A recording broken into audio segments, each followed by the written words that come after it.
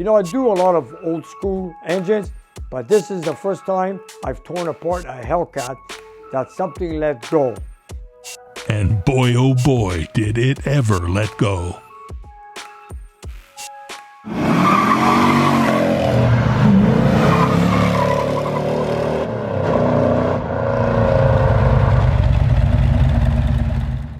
Hi, I'm Nick, and welcome to my engine room. You know, I've been doing engines, the American V8, for maybe 50 years plus. You know, I've been building them, working with them, racing them, restoring them, fixing them, get them going. But sometimes, well, things happen.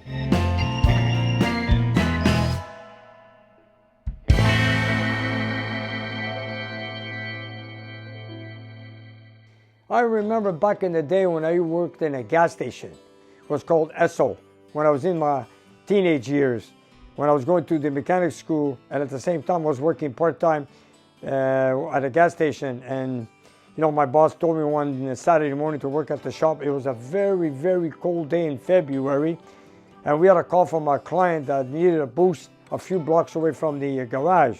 So I took the tow truck and I went down the street, found my client. It was a very cold day, so I gave it a boost, and my client was in the car turning the key, and it was cranking it over, giving it gas, and then eventually got started. It started, you know, the engine was nice and quiet, but my customer just kept on revving it, 3.5, 4,000 RPM. I remember being an old Pontiac station wagon. I believe it was a 400 Pontiac engine in there. I told him, buddy, slow down, man. You know, you're over revving it. And he's telling me, no, Nick, I know my car, don't worry about it, you know. I said, oh, man, good luck. Revved it. And then I heard a little noise, tick, tick, tick, tick, tick, tick, tick, tick, tick, tick, tick, tick, tick, bang. The next thing I know, I'm sure he threw a connector rod. I looked underneath, I saw oil coming out, antifreeze coming out, and I told him, you know, I think you just damaged your engine. And he kept telling me, no, I know my car, just give it another boost. But sir, I told him, look, the antifreeze is coming out of your engine, it's on the ground. He goes, no, don't worry. Okay, you know your car, I'll give it a boost. I gave it another boost, click, click, click. So we picked up the car with the tow truck, brought the car to the shop, brought it into the garage. We had to lift it, and before I know it, is the first time I seen a connector rod that came out of the side of the block. And it punctured the block with a big hole. I seen the connector rod came out, antifreeze, oil came out, and of course, it also hit the exhaust manifold. So my boss, looking at it, told my customer that the engine was finished. It was damaged. And I don't know what the plans were to replace the engine, fix it. But anyways, that was back in the mid-70s, if I remember correctly. But anyways, just to let you guys know, that is the first time I experienced something like that. You know, when years and years later, I've been racing my cars. I have my brothers. We build a lot of cars. We build a lot of engines. You know, we raced them and all that, going at high revolutions. You know, everything has a limit, but we never blew an engine, never. But, you know, everything has a limit. You know, everything, not just engines, everything in the world has limits. I remember buying that Kawasaki Challenger, the 440 Magnum I bought a few years ago. I remember then the guy told me, Nick, the engine threw a connector rod. He told me that had no block damage. So I said, you know what, let me fly out to Thunder Bay and take a look. So I flew out with my buddy, and this is the connector rod and the original piston and rod that's in the 440 matching number engine to my Kawasaki Challenger. Now this is a broken connector rod broken in half. If you take a good look, this is what's called throwing a connector rod. And when that crank is turning, that thing is spinning, and there's a sidewall where the block is. So when that spins, especially at higher RPM, that thing will go through the side of the block and put a hole in the block. But in this case, maybe this broke on idle, I'm not sure. All it did was just a little nick on the block. So I was lucky when I bought this engine. This is what's called throwing a connector rod. So now you've seen the title of the show, and you know what you're waiting for. You know, I do a lot of old school engines, but this is the first time I've torn apart a Hellcat that something let go. So before the car was towed to my shop, I got a phone call, a friend of mine, and he said that, Nick, can I bring the car over to your shop because something went wrong with the engine. You know, it comes with 707 horsepower from the factory, but some people are not happy with it. They want more. You know, like my nephew, he's got a Hellcat. It's fixed up, and so is this one. They were fixed up a little bit. I presume over 800 horsepower. But no internals were changed. It was all original. What RPMs did they go to? I have no idea. What did they do with the computer? Did they reprogram it? I'm not sure. What RPMs? I'm not sure. He told me that something went wrong with the engine, and I told him to bring it down to the shop. They tore it down here the night before I got here. They left it in the shop. I came in the next day and I said, you know what, let me pick it up and see what I can see before I crank it over or anything like that. Before I know it, I noticed some oil stains on the floor. Picked it up, and what I noticed, down on the driver's side, there was a little hole on the side of the block, and I knew that it threw a connector rod. If you guys want to see what I'm talking about, here it is.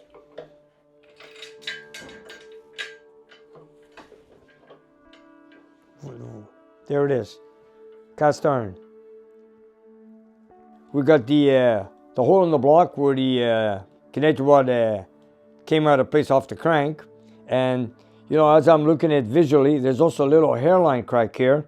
I noticed also that the cylinder has damage also. We're probably going to need a sleeve, and how we're going to do this repair, I don't know. Are they going to make a square hole here, put a patch, weld it? And I know it needs a sleeve for sure, because looking at a little hairline crack over here, I could see that it was disturbed with the cylinder. But putting a sleeve in is not the issue. The thing is to save the block. So I'm going to go see Andrew at the machine shop, and then let's hear his version, how he's going to do it, repair it, and if it's savable. What do you think, you guys? Can we save it?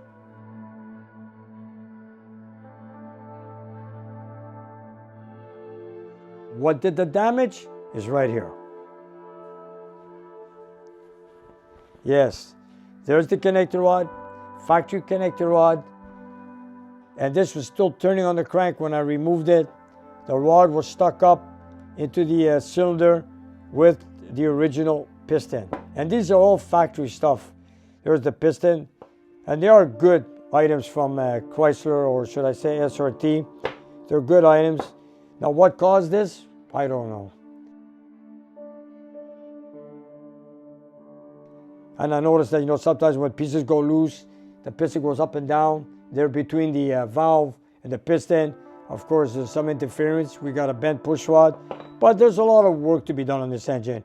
We're going to remove all the valves, check everything, replace the valves that are bent, push rods. I take maybe one intake valve, one push rod.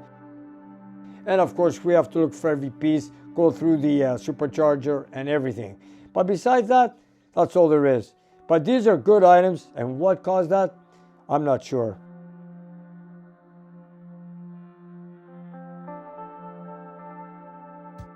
I remember when I bought my Hellcat, a few weeks later, I took it down to the track, and I did 11.37 down the quarter mile ET, spinning the tires. That was factory horsepower 707.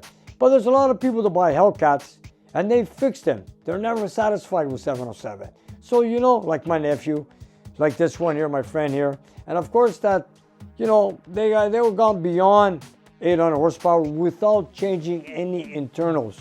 So we have it here. Our job is to get it fixed. So now what I'm working on is trying to make the time to get it done. It's a shame this happened, but you know, it's not a problem. We could fix it. There's nothing major. We're just gonna put a plug there, patch it up. It's cast iron. And it's not in a structural area. It's just a certain wall. The structural area is in the main caps. So it's only in this area. But taking that out of the car was a job. We had to remove the whole suspension from underneath with the transmission, take it all apart, dismantle it, and then put the engine on a stand and dismantle it. It's not like an old school. You take out the engine, take out the heads, a few plugs, but this has a harness on every square inch of the engine. Harness, plugs, connections. Of course, it's supercharged, it's fuel injected, lots of electronics, it's run by a computer, and a lot of wiring. Usually I don't take in Gen 3 Hemis. I've done a few strokers in the past that were non-supercharged, but this one belongs to a friend of mine, so we took up on the job. I like to fix it. And plus, I want to see the internals of the Hellcat. After all, I do own one. This is going to be something. You know, so we're going to put it together to the best of our knowledge. Is it going to push it? Is you gonna push it harder? Is you gonna back off on it? I don't know.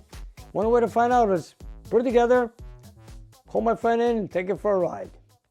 You know, as we were starting to remove the engine, the transmission, and of course dropping the engine with the cradle in the front of the car, we found some other damage. Come take a look.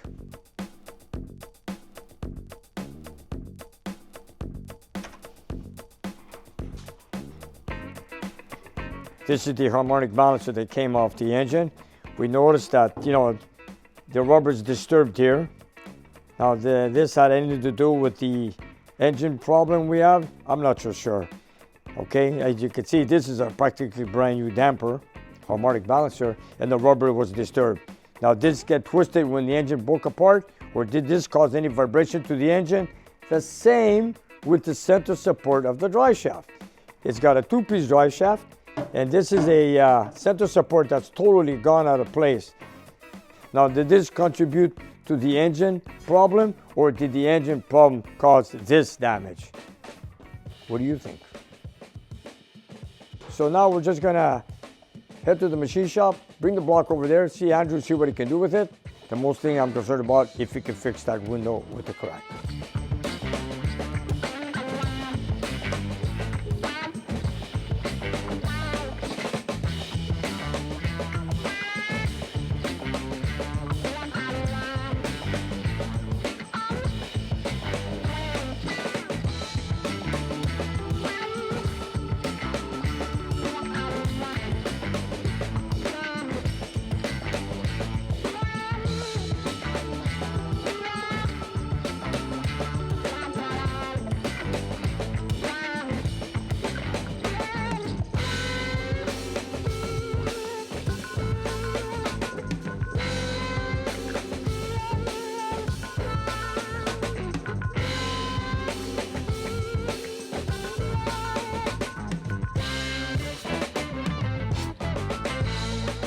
You know, winter months are coming right now, and this is when I do a lot of my engine builds during the winter time. You know, a lot of the cars are in storage, so they take out their engines, they bring them to me, we build them over the winter, and then springtime comes, we deliver the engines back to our client, or the car comes back in and we do the reinstallation. So in this case right now, we're on our way to the machine shop so I can deliver the block to Andrew, who works at the shop, who's very familiar with the new machines that they got, and Richard is the owner of the machine shop. So, and he's also a big viewer of my channel. They both are. So now I'm bringing him two blocks. The 413 that belongs to Mike from Ottawa, so I can get it bored out and squared off the deck. And of course, the Hellcat block to see, can we save that block? And do we need a sleeve? Of course. Can we fix the patch window on the side? I don't know. So I'm going to ask Andrew for his opinion, and we'll take it from there.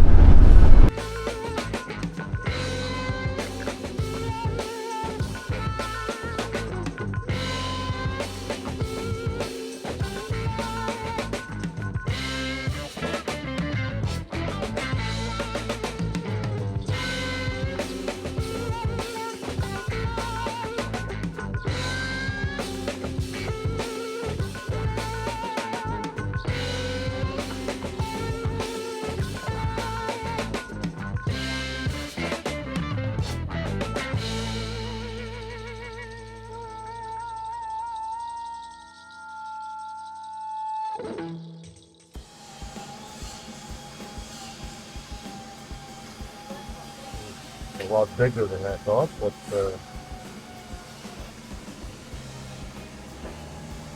so the block is cracked a lot bigger than it seems.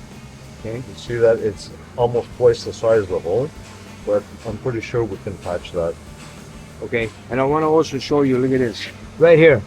Right here, you see it? Comes through the cylinder. Right here, Andrew. And take a look inside the cylinder. Okay, we have to clean that. We have to magnaflux. We have to make sure that it's through. Okay, I Check if it goes into the water jacket. It should all be repairable though. And he needs a sleeve. What do you think? Look over here.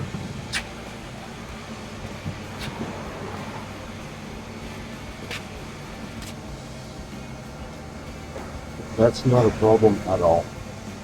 Yeah, I know you've done a lot of Yeah. sleeves anyways. We do a lot of sleeves here. It's not a problem. So you think it's savable? Yeah. I knew you could do something with it.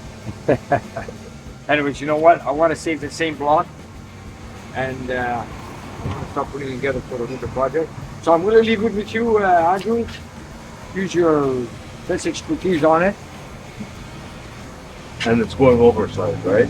Yeah, we don't know yet. This is what I wanted to ask you. Yeah. I'm ready to order. I don't know what my customer wants to do, aftermarket, connector rods or piston. Are we going with the same bore? I need you to look at we're going to get back to you on this. I need you to measure the bore in case we're going oversized with the same We have piston. to go oversized. We have to put a sleeve in there. Right off the bat, when we put the sleeve, the cylinder adjoining is going to be oval. Oh, yes. Adjacent So, to it. best thing, you're buying pistons, buy oversized. You're going to have nice straight bores, Okay. brand new, perfect sizing. Okay. So, you get, okay, so I better order the piston. This is a standard bore. It had the original connector rods, original pistons. All right, so I'm going to talk to my client, see what he wants to do with it. In the meantime, you look at it, make sure it can be repaired, like you said, most likely. Get it ready, get the sleeve if you want to get done. And the sleeve, when you put it in, you leave a ridge on the bottom so it doesn't slide out. It depends. There's two types of sleeves. We could put a straight universal sleeve, or we could put a top hat sleeve. Oh, top hat. Yeah. Okay, so it locks in place. The head, it's actually press fit, and the head holds it in place. Okay. Thank you. I know I had No confidence in problem, you my to do pleasure. this. All right, thank you very much. So Nick is confident that the Hellcat block is in good hands with Andrew. And Andrew is confident that the block will most likely be savable. And all of that is good news for the owner of the engine, who is already looking forward to getting back on the street next spring. And you guys, if you look down below the video, we have a whole bunch of merchandise that you guys can buy. So whatever you like, buy it, love it, wear it, and enjoy it. And help spread the word of Nick's Garage. And if you have some time, check out our Patreon page. We have extra content and you guys can watch it and take it from there. And we'll see you next time.